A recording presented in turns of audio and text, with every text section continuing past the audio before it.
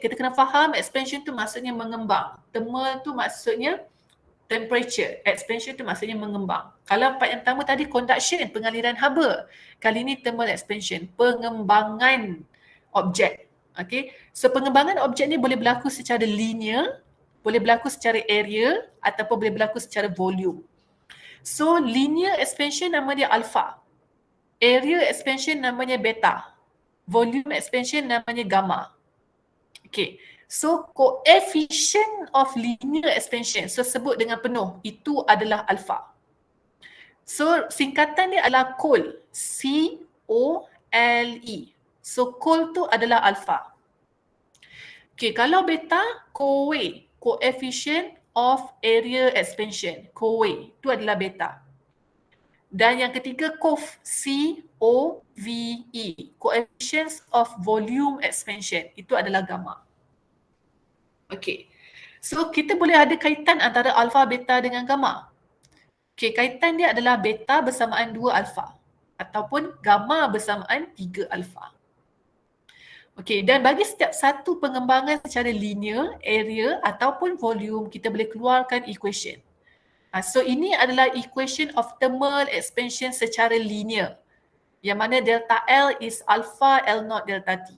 Ini adalah untuk area, delta A bersamaan beta alpha A0 delta T, dan ini adalah volume expansion. Okay, delta V bersamaan gamma V0 delta T. Okay, now kita belajar sekejap. Okay, expansion boleh berlaku secara linear. Tengok dalam gambar rajah, katakan awak ada satu panjang root, panjang asal di L0. So bila dia mengembang, wajib L final lebih besar daripada L initial. Dia tak ada compression. Thermal expansion tak ada compression. Okay, so linear expansion akan berlakulah pemanjangan delta L yang positive number. Okay. Manakala untuk area maksudnya dia akan expand. Bila kita panaskan objek tersebut, dia akan expand both secara diameter dia, iaitu length dengan height, and the width ataupun the length. Kalau volume expansion secara 3 dimension, the width, the length and the height. Okay, so itu adalah volume expansion. Okay, so linear expansion, material akan memanjang secara panjang. Bukan panjang sahaja. Length, height, itu juga adalah linear expansion. So vocab kat sini length, height, radius. So semua tu menunjukkan linear expansion. So kalau dalam soalan, awak tengok soalan tu minta nampak di mana unit dia adalah meter. Contoh macam diameter, unit dia meter, SI dia meter. Radius meter, length meter, radius meter. Tadi dia dah sebut height meter. So semua tu adalah linear expansion. Manakala kalau unit dia adalah dalam meter square, automatik tu adalah area expansion. Okay. Dan kalau unit dia adalah meter cube, itu automatik adalah volume expansion. Okay. Jadi kenapa berlaku expansion adalah disebabkan peningkatan temperature. So, equation bagi linear expansion, delta L ini adalah perubahan length. So delta L is perubahan length yang bernilai positif sebab expansion menunjukkan final length lebih besar daripada initial length. Okay, alpha ini adalah coefficient of linear expansion. L0 adalah panjang asal, delta T adalah perubahan suhu. So perubahan suhu juga sentiasa positive number. Okay, sebab bila delta L positif, delta T juga positif. Bila delta T positif, maksudnya suhu meningkat, menunjukkan perubahan length tu akan bertambah. So sebab tu mereka akan proportional to each other. Okay, untuk area, delta A adalah perubahan area, beta ni adalah coefficient of area expansion, A0 adalah area asal, delta T juga adalah peningkatan suhu. Sama juga untuk volume. Delta V adalah perubahan volume, gamma, V0 adalah initial volume, delta T adalah perubahan suhu. Okay, so unit bagi semua nilai koefisien alpha, beta, gamma adalah sama unit. Okay, unit dia adalah per Kelvin ataupun per degree Celsius. Okay, jadi kat sini penting untuk awak take note, tolong take note. Saya nak tulis something.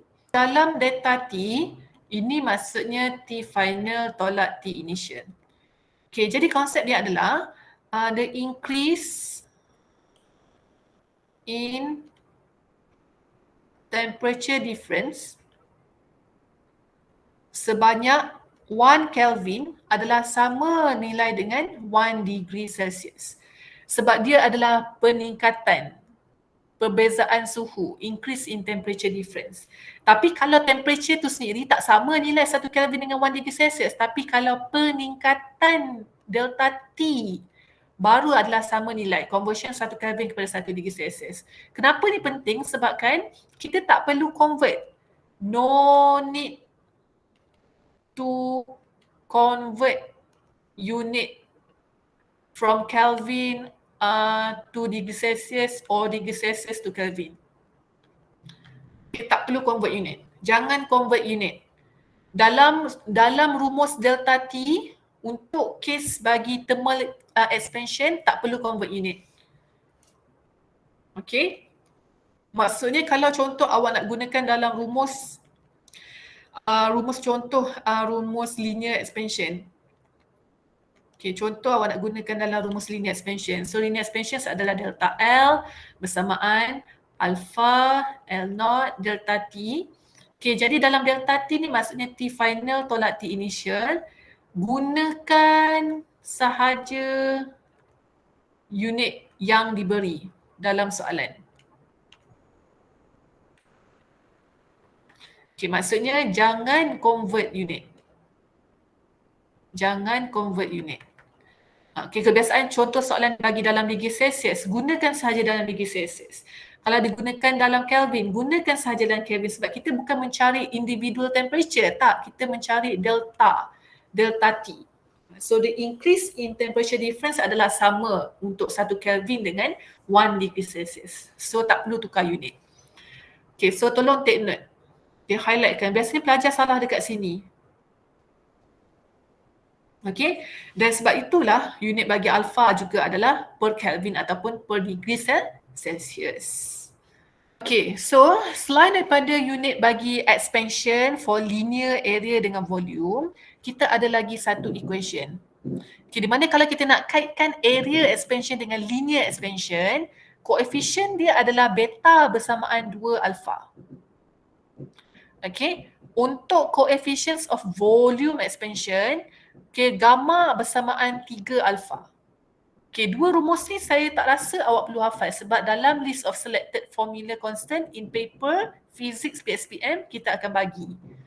Okay, so nanti awak check dalam buku masing-masing equation yang keberapakah yang dibagi ke 5 equation tersebut. So itu antara persoalan pertama lah yang saya akan tanya dalam tutor. Equation dalam expansion thermal kena hafal ke tak formula bagi delta L, delta A, delta V, beta dengan gamma. Okay, jawapannya tak perlu. Awak kena pandai menggunakan sahaja.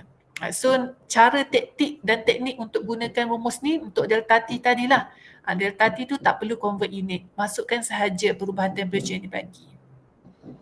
Okay. Right.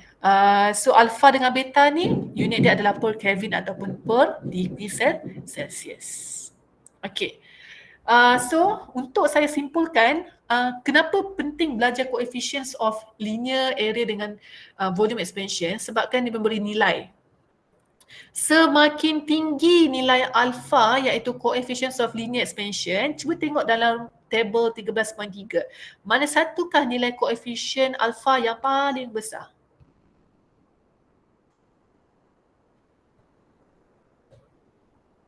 Mana yang paling besar?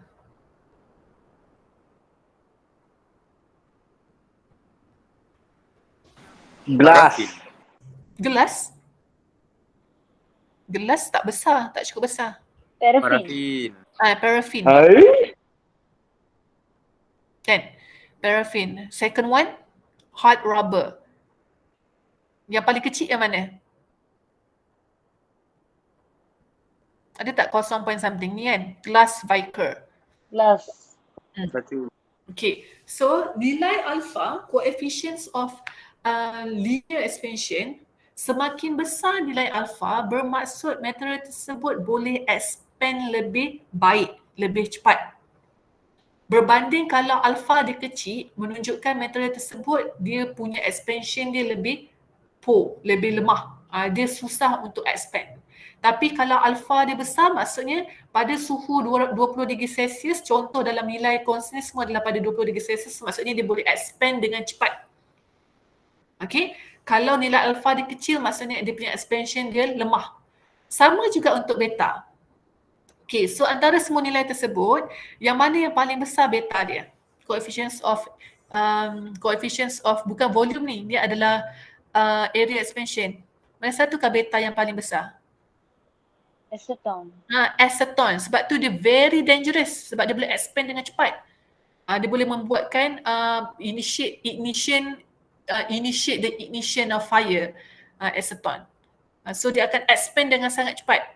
Berbanding dengan material yang lain, contoh seperti porcelain, quartz, fuse. So dia punya expansion perlahan sahaja. Okay, so maksudnya kalau kita bagi temperature yang tinggi, dia punya pengembangan tu perlahan. Berbanding dengan aceton, alkohol dia expand dengan cepat, sebab tu material tersebut adalah lebih hazardous, tak boleh dekat dengan api sebab dia punya expansion cepat, so dia akan cepat terbakar. Infuse sangat cepat. Okay, so tu significance of the coefficients of linear and the volume expansion. So that's it. Okay, so habis pukul 9.30 lecture saya untuk topik 8. Okay, jadi ini adalah senarai rumus yang kami bagi dalam soalan exam. Okay, kalau tengok pada expansion, alpha, gamma bersama 3 alpha diberi, beta bersama 2 alpha pun kami bagi. So ketiga-tiga rumus bagi linear expansion, area expansion dengan volume expansion pun kita akan bagi. Okay, dan rumus bagi heat conduction yang first tadi pun kita akan bagi nilai dia. So maksudnya dalam topik 8.6 dan 8.7 tak perlulah menghafal apa-apa pun. Okay,